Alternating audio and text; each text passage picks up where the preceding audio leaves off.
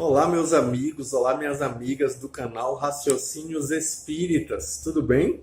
Eu sou o professor Danilo Cruz e estou retomando hoje os estudos da obra Sabedoria do Evangelho de Carlos Torres Pastorino. Pois bem, já estamos no volume 2, caminhando para o final do volume 2, é bom que se diga, e hoje nós abordaremos o capítulo As Ofensas, que é um capítulo denso e extremamente interessante para o nosso estudo. Lembrando que Pastorino o tempo inteiro traz a possibilidade de enxergarmos além do que está óbvio no texto bíblico, para buscarmos um significado mais profundo, um significado esotérico, um significado místico, um significado espiritual. Pois bem, então nós vamos ao texto conforme o que Pastorino nos traz. O capítulo, como eu disse, se chama As Ofensas, é baseado no Evangelho de Mateus, capítulo 5, versículos de 20 a 26, quando Mateus diz assim: Ouvistes o que foi dito aos antigos: não matarás. E quem matar estará sujeito ao julgamento. Mas eu vos digo que todo o que se magoa contra seu irmão estará sujeito a julgamento. E quem chamar seu irmão tolo estará sujeito ao tribunal. E quem chamá-lo louco estará sujeito ao vale dos gemidos de fogo. Se estiveres, pois, apresentando tua oferta no altar, e aí te lembrarás de que teu irmão tem alguma coisa contra ti, deixa ali tua oferta diante do altar, vai primeiro reconciliar-te com o teu irmão e depois vem apresentar a tua oferta. Sê benevolente depressa com teu adversário, enquanto estás no caminho com ele, para que não suceda que o adversário te entregue ao juiz, o juiz ao oficial de justiça, e sejas recolhido à prisão. Em verdade, te digo, não sairás dali até pagares o último centavo.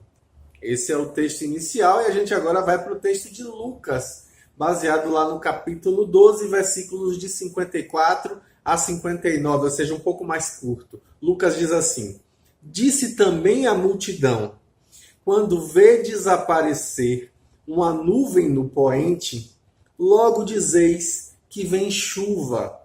E assim acontece. E quando vedes soprar o vento sul, dizes que haverá calor, e assim ocorre. Hipócritas, sabeis distinguir o aspecto da terra e do céu. Como então não distinguis esta época? Porque não discernis também por vós mesmos o que é justo?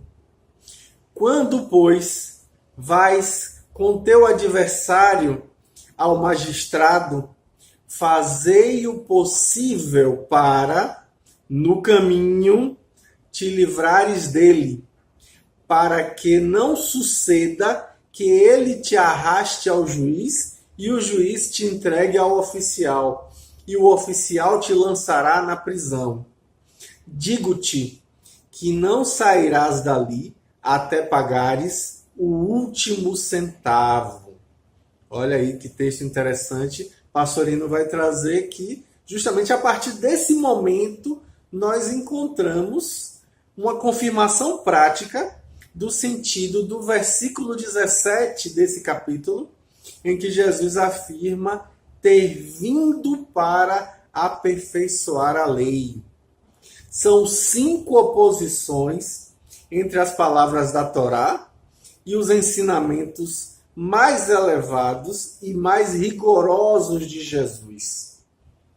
onde, por exemplo, a lei proíbe apenas matar, supondo-se aí digno de castigo só a interrupção da vida física, Jesus esclarece que, na verdade, o homicídio moral é tão ou mais grave do que o homicídio físico.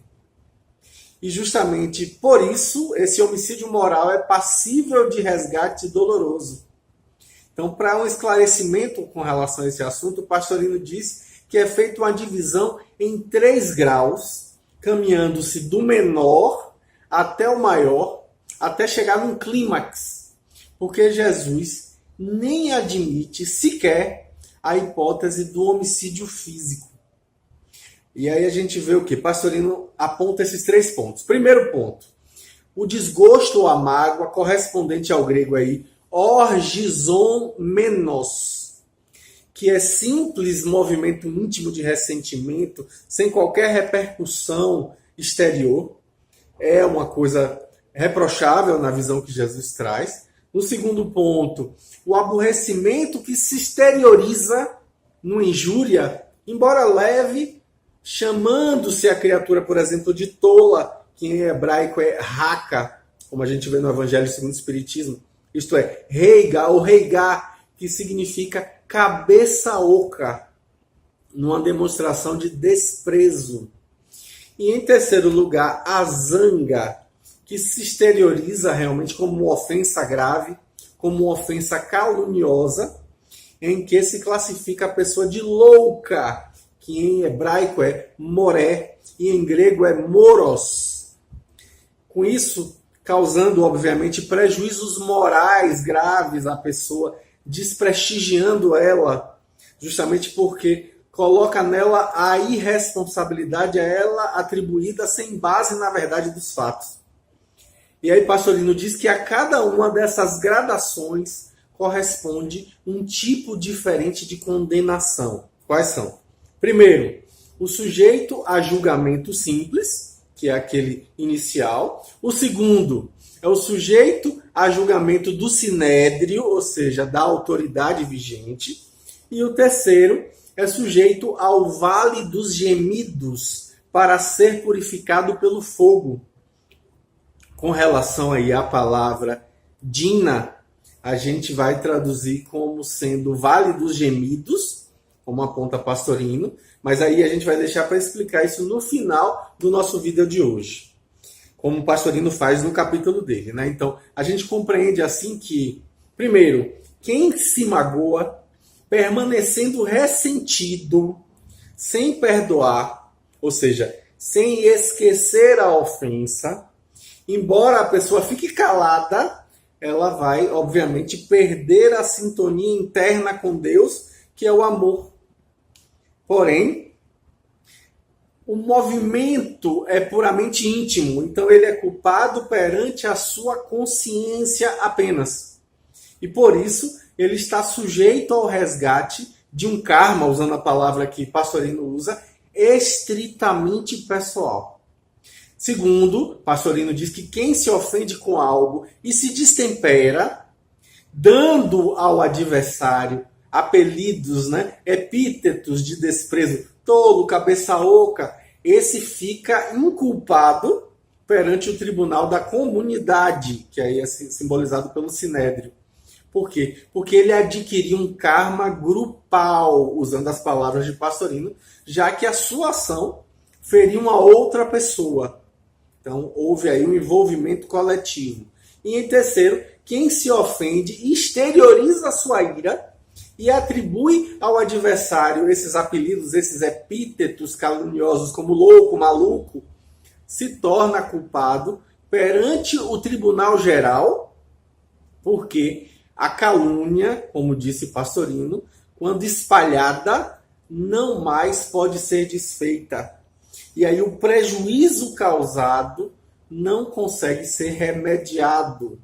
Foi, pois, como disse Pastorino, adquirido um karma coletivo, sendo ele, então, o responsável pelo que disse, pelos prejuízos que causou e também por todos os julgamentos errôneos daqueles que o ouviram e acreditaram nele.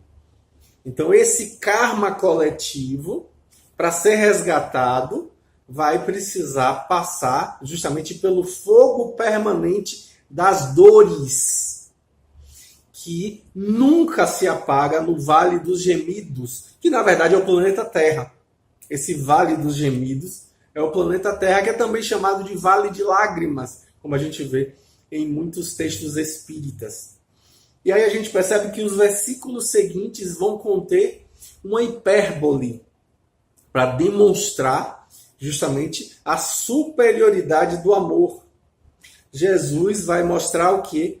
Que estando alguém no altar para oferecer um sacrifício ali, uma oblata, quando ele se recorda que seu irmão tem uma queixa contra ele, aí ele vai parar e pensar a respeito disso.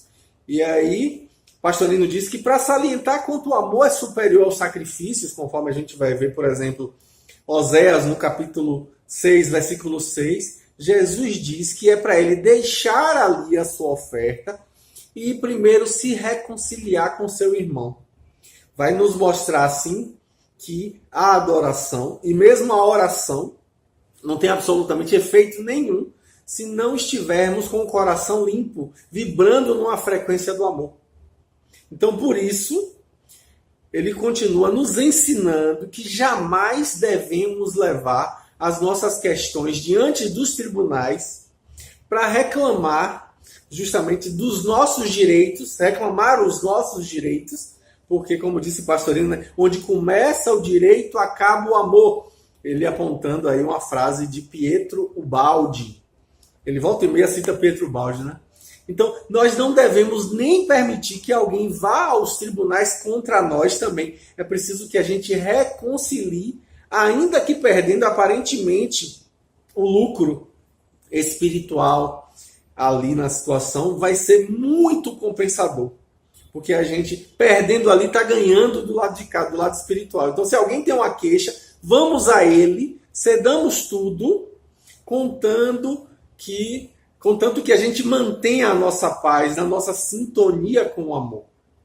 Então, olhando sobre um ponto de vista espiritual, é muito melhor que a gente se reconcilie enquanto ainda estamos no caminho com ele, como diz o texto bíblico. Né? A expressão no caminho, como aponta Pastorino, exprime claramente o que a gente diria hoje, enquanto estamos encarnados com ele na terra, caminhando lado a lado.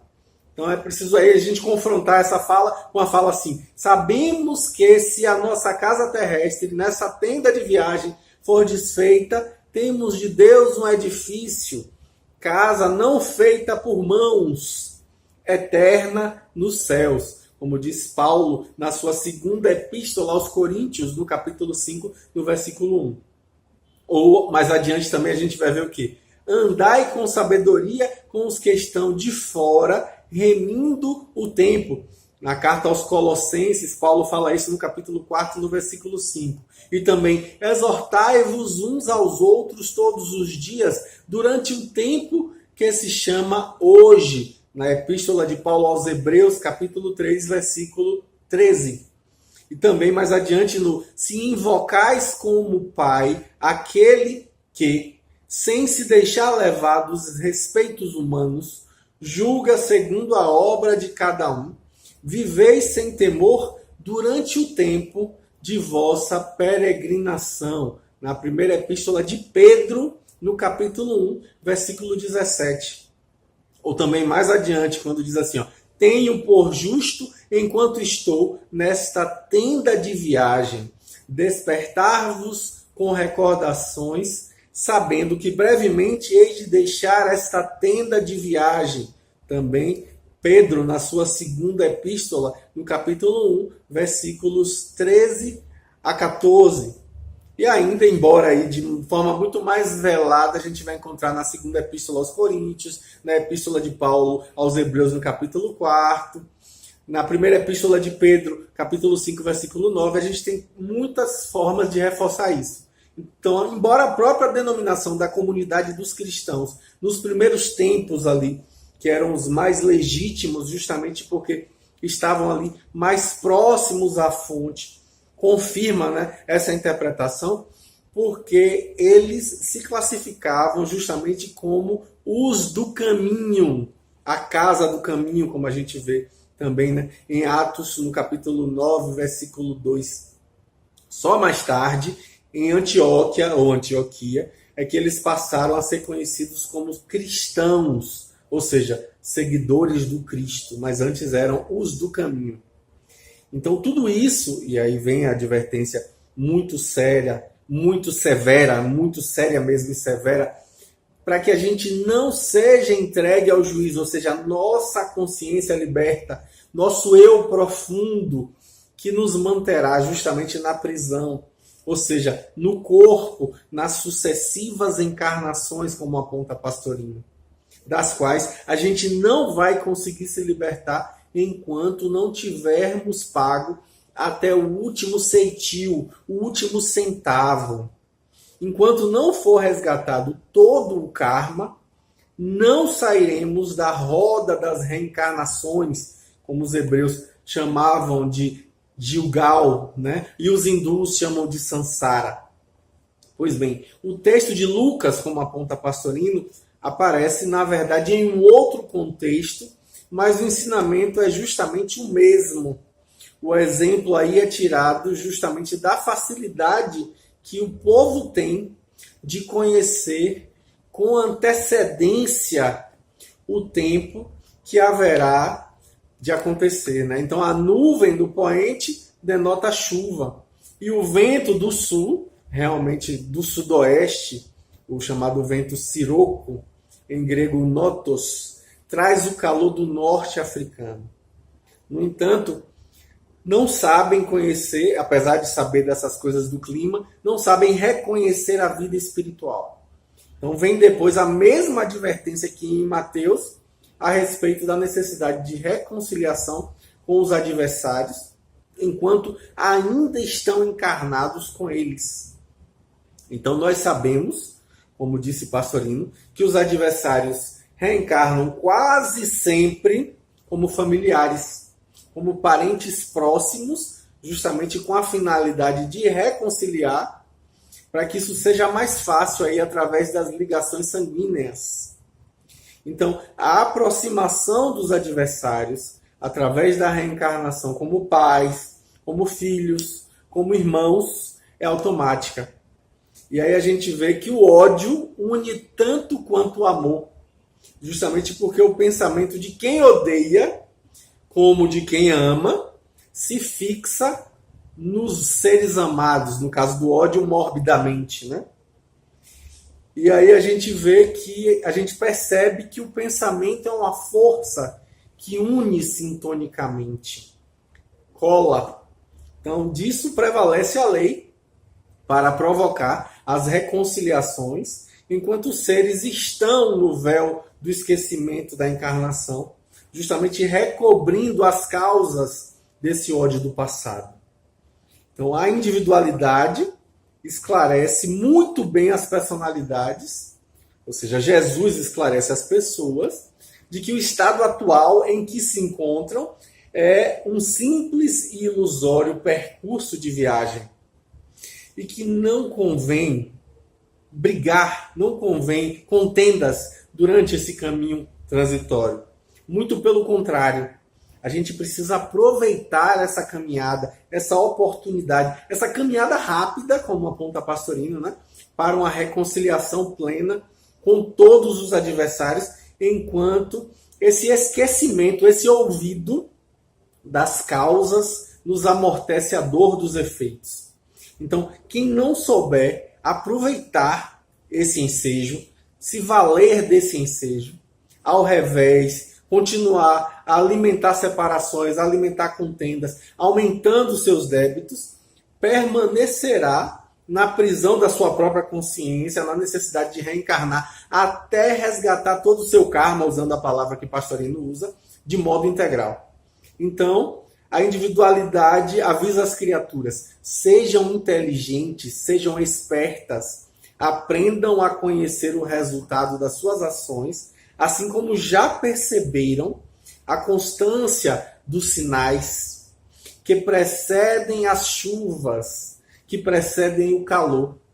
Então, nesse trecho, a gente aprende também que o ciclo reencarnatório é, como dizia Platão, um ciclo fatal, né? O kyklos anan, que é um ciclo fatal, a gente não tem como fugir dele, que nos prende como que em cadeias até ser cobrado o último centavo, desculpa. E a lei é inflexível, não tem prece, não tem devoção que diminua essa necessidade.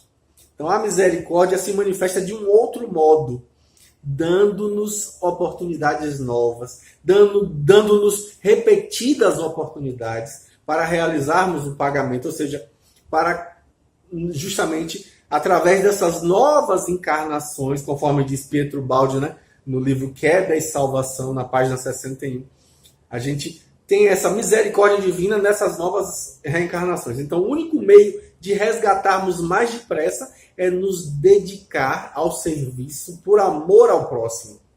Então, a pregação intensa que é feita do valor da caridade, a noção que Kardec coloca de fora da caridade não há salvação, é justamente isso, para mostrar para a gente que a gente precisa despertar para isso. E a palavra Dina, ou Geena, como alguns preferem, a palavra Dina aparece nas traduções vulgares do Evangelho, que nós traduzimos geralmente aí, e Pastorino faz isso, traduz dessa forma, como Vale dos Gemidos. Essa expressão é empregada 7 vezes no Evangelho de Mateus, no capítulo 5, versículos 22, 29 e 30, no capítulo 10, versículo 28, no capítulo 18, versículo 9, e no capítulo 23, versículos 15 e 33, segundo aponta Pastorino. 3 vezes no Evangelho de Marcos, no capítulo 9, versículos 43, 45 e 47, uma vez apenas em Lucas, no capítulo 12, versículo 5. E uma vez em Tiago, na sua epístola, na sua carta, no capítulo 3, versículo 6. Então, nunca encontramos nada sobre isso em João, nem em Paulo. Esse nome, na verdade, é um nome muito antigo, que já aparece no Velho Testamento, desde o texto de Josué. Josué traz isso, né? Então, são 3 as formas de empregá-lo, como Geben Inon, que significa Vale do Filho de Inon, lá em Josué, no capítulo 15, nos versículos de 8 a 18 e 16a, no segundo livro de Crônicas, no capítulo 28, versículos 3 e 33, no versículo 6 também. Em Jerônimo, a gente vai encontrar isso, né, lá no capítulo 19, versículos 2, 6, e no capítulo 32, versículo 35. Também o sentido de Gebenei Inon, que é Vale das Filhas de Inon, do segundo livro de Samuel, no capítulo 23, versículo 10. E também como Gé-Inon, que é o Vale de Inon, lá no livro de Josué, capítulo 15, 8b, e Neemias, capítulo 11, versículo 30. E aí é bom lembrar, né? Pastorino vai dizer que era tão conhecido que Jeremias se limita, justamente no seu texto, no capítulo 2, versículo 23, a chamar de o Vale, ou seja, AG, né? Ragê. Com relação ao significado da palavra Inon, existe uma discussão muito grande. A gente vai ver o quê? Que se afasta de modo geral a hipótese de ser um nome próprio, porque jamais se conheceu, jamais se ouviu falar de alguém que tem esse nome, mas ainda assim muita gente pensa que significa isso, é o nome de alguém, né? Então o sentido mais aceito para esse texto, para esse trecho aí, é atribuído por Genesius Bull, que faz derivado de uma raiz árabe, que significaria Haná, que é gemer em árabe. E aí a gente vai ver que no comentário ao Novo Testamento, segundo o Talmud e o Midrash, é colocado dessa forma, lá no tomo 4, na página 1030 e 1031.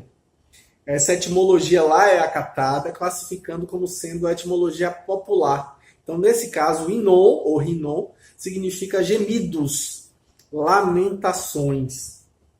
E no Midrash do Rabi Tanchuma, no texto B, no parágrafo 2º e 8º, nós lemos que significa Rinon, que os padres idólatras diziam a Moloque, quando uma criança gemia, possa isso dar-te prazer, possa isso ser-te agradável.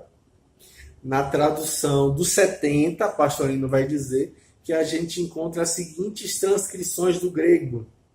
Farangai onan, que é do texto de Josué, no capítulo 15, versículo 8, e também napis onan, também do livro de Josué, capítulo 18, versículo 16a.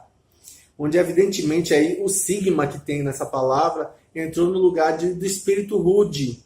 E também iai ovon, ou nan, né? Gaena gaioman, do Códex A, em Josué, capítulo 18, versículo 16b. No aramaico, se dizia Gehinan, que passou para o grego como sendo Geena, ou Dina, como é falado hoje em dia, né?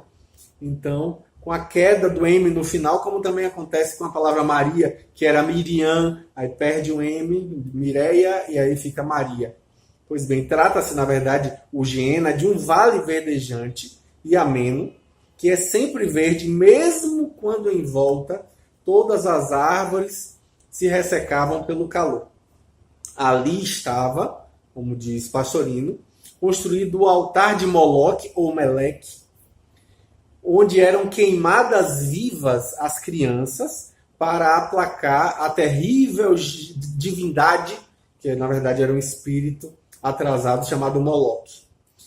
E os próprios reis hebreus, Manassés e seu filho Acás, queimaram aí seus próprios filhos em sacrifício, né, a Moloque, como a gente vê no segundo livro de Samuel, capítulo 21, versículo 6. Então, contra esse costume desumano, Jeremias vai protestar revoltado.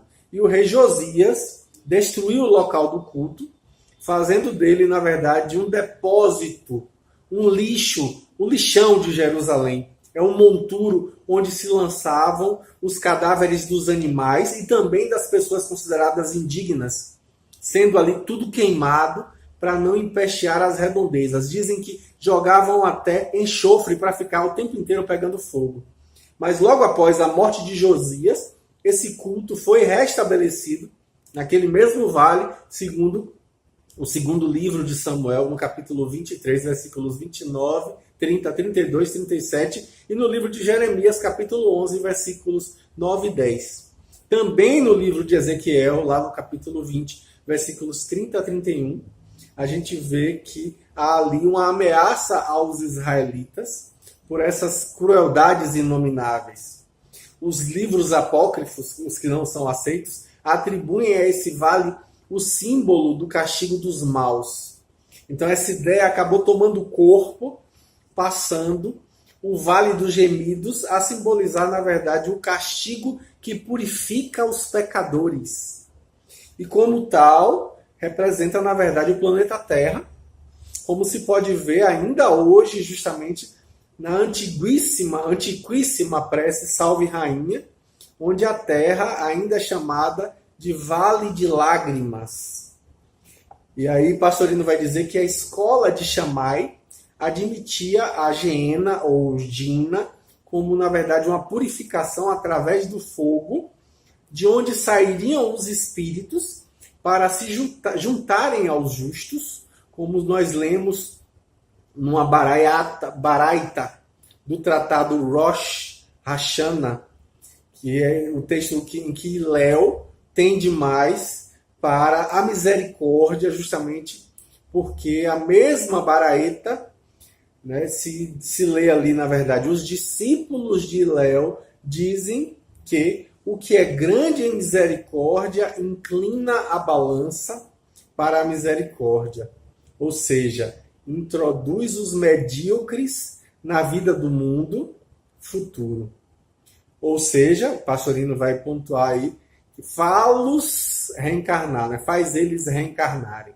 Essa tradição rabínica, e provavelmente era uma tradição popular na época de Jesus, e daí tê-la o mestre aproveitado justamente para dar aos discípulos a ideia do processo de purificação dos erros cometidos através do fogo do Vale dos Gemidos, exatamente nesse mesmo sentido, na verdade, colocando o fogo da lei que desgasta todas as impurezas nas dores, porque a humanidade, na verdade, passa enquanto no caminho, ou seja, enquanto está encarnado, através desse vale dos gemidos chamado planeta Terra. Uau, interessante, né? A visão que Pastorino traz é realmente muito interessante. Pois bem, então, na semana que vem a gente dá prosseguimento, caminhando já para terminar o volume 2. Um grande abraço e até a próxima, com fé em Deus. Tchau, tchau.